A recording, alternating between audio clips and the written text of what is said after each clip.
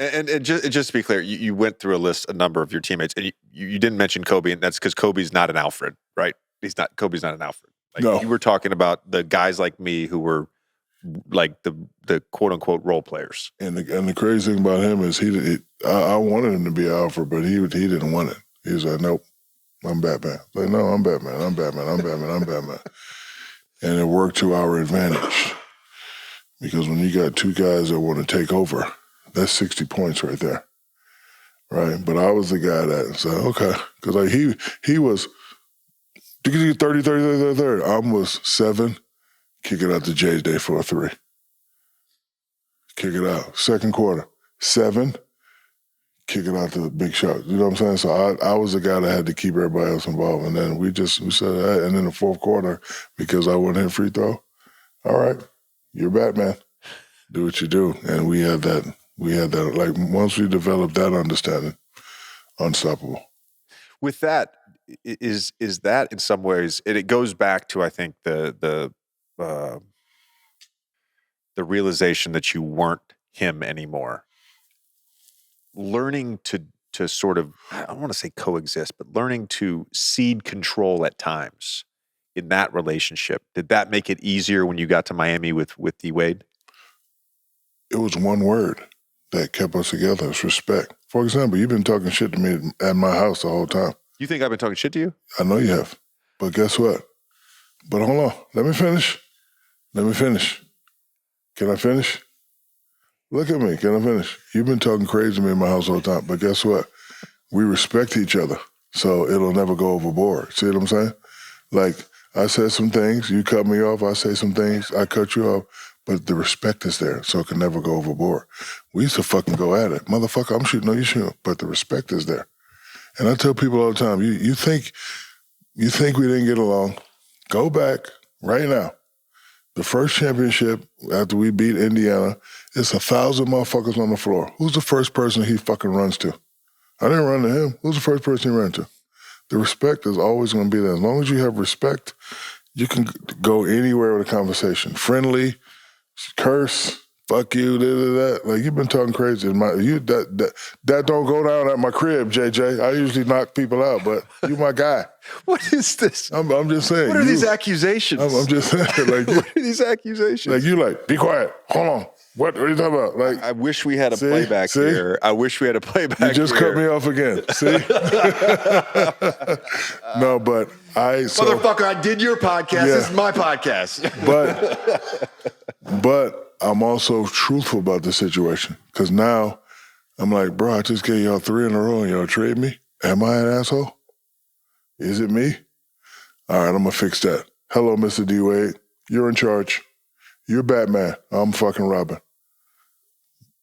I used to be Batman, so anything you want to know, I can teach you and tell you, but we're not going to even have these problems. It's you. So that's how I got rid of that. Because, again, I'm the guy, when I go to an organization, I don't give a fuck who there, I'm in charge. Like, for example, when I first got to Miami, wives could travel on a plane. No, the fuck, they cannot.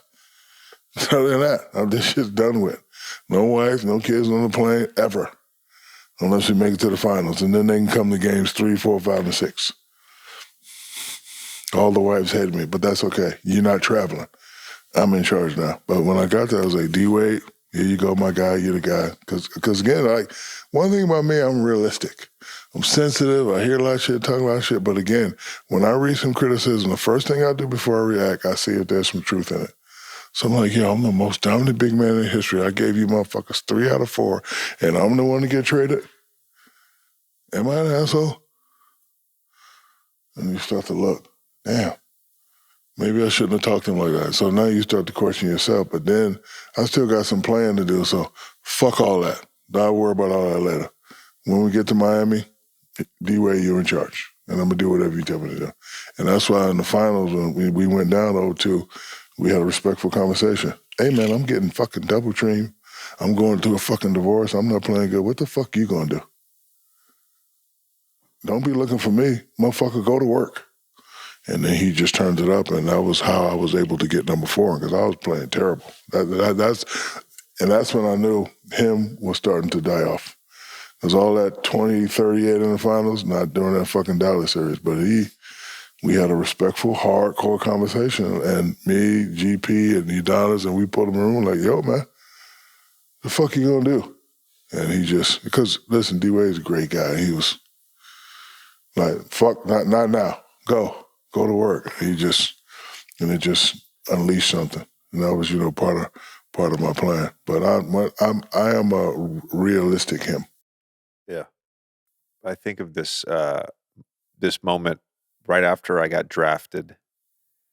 I was able to play on like the U.S. national team roster. 06 to 08, they did a 3-year commitment. It was 25 guys. They gave us 2 college kids. It was me and Adam Morrison got named to this roster. Oh, Adam Morrison. So I was hurt, and I go to the team meeting, and I'm kind of observing. It's like Coach K's first meeting with the whole group. Like it was just kind of like very observational. You could tell like D-Wade had just come off the finals, right? The room was just, it was not awkward. It was just a feeling out thing. Get on the bus the next day for practice, and I'm kind of watching everybody get on the bus, how guys are acting towards each other. Just, these guys that compete against each other. And D-Wade gets on the bus, and I just like noticed the vibe shift.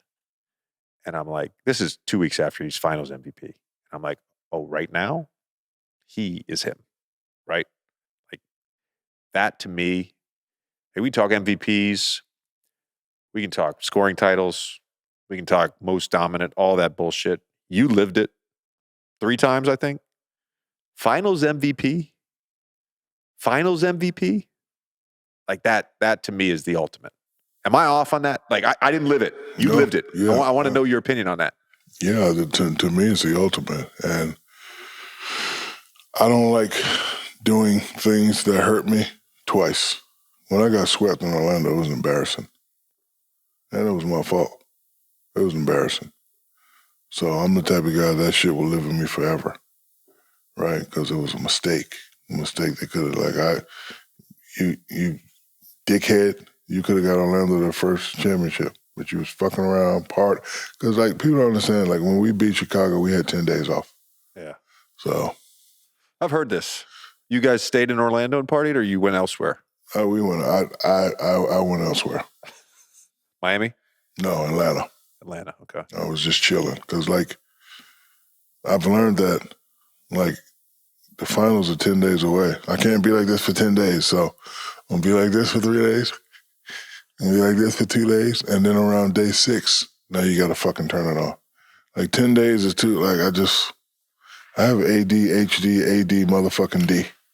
It's impossible. So, he gave us 3 days off, then we came back to practice, but, what it taught me is never celebrate until the job is done. When you beat the greatest guy in the world, and I don't care all that he took off and came back, I don't care. He was on the court, so we beat him. When you beat the greatest player in the world, we thought we had it. But Akeem just took it to a whole nother level that I didn't even know he had. And we got swept. So now that's in my fucking head. And I'm like, if I ever get back to the finals, I'm going to fucking kill everybody. I don't care. So I had to. And then, we won the first one. And, I'm still getting doubted. All right, if I get back to the finals, I'm going to do the same thing. Really, we got 2, and now you're saying we can't do it again? Sacramento, Queens, yeah, Portland, okay, all right. So it was always in my head because, again, when you're sensitive like I am, you never want it to be your fault. And every time we lost a game or lost a playoff, I said it was definitely my fault. And I took that responsibility. All the times we got swept, it's my fault. Especially when you shoot a terrible free throw percentage. You can't come to your best player in the fourth quarter. It's your fault. And I live with that all the time. And guess what? There's truth in that. So you really don't hear me really talk about it because it's the truth. And real recognizes real.